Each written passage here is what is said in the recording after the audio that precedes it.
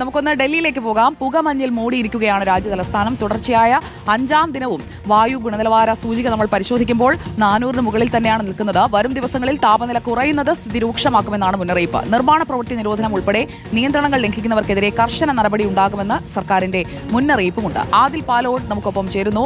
Good morning Adil Palode. വരും ദിവസങ്ങളിൽ എന്തെങ്കിലും മാറ്റം ഉണ്ടാകുമോ ഈ പുകമഞ്ഞിന്?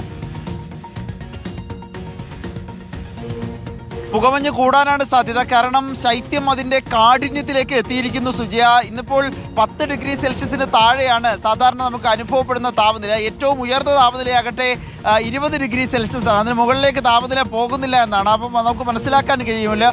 ആ വിധത്തിൽ ഒരു അന്തരീക്ഷം മൂടിക്കെട്ടിയ രൂപത്തിലാണ്. സൂര്യനെ കണ്ടുകിട്ടാൻ തന്നെ പാടാണ് എന്നാണ് ദില്ലിയിലെ ഇപ്പോഴത്തെ സാഹചര്യം. ഇത് ഏറ്റവും കൂടുതൽ ബുദ്ധിമുട്ടുക ഈ മലിനീകരണം കൂടി ഉള്ളതുകൊണ്ടാണ്. മലിനീകരണം അത് ഗുരുതരാവസ്ഥയിൽ തുടരുകയാണ്. വായു മലിനീകരണം 400-ന് മുകളിലാണ്. തുടർച്ചയായ 5ാം ദിവസവും വായു ഗുണനിലവാര സൂചിക 400-ന് മുകളിൽ തുടരുന്നതാണ് ഏറ്റവും വലിയ പ്രതിസന്ധി. നമുക്ക് കാണാൻ കഴിയും. ഇന്നിപ്പോൾ താരതമ്യേന കഴിഞ്ഞ ദിവസത്തെ അപേക്ഷിച്ച് ഒരല്പം കാഴ്ചയൊക്കെ നമുക്ക് കിട്ടുന്നുണ്ട്. ദൂരക്കാഴ്ച നമുക്ക് കാണാൻ സാധിക്കുന്നുണ്ട്. പക്ഷേ കഴിഞ്ഞ ദിവസത്തെയൊന്നും സ്ഥിതി ഇതായിരുന്നില്ല. ഒരല്പം മാറ്റം ഇന്നിപ്പോൾ കാണാൻ കഴിയുന്നുണ്ട്.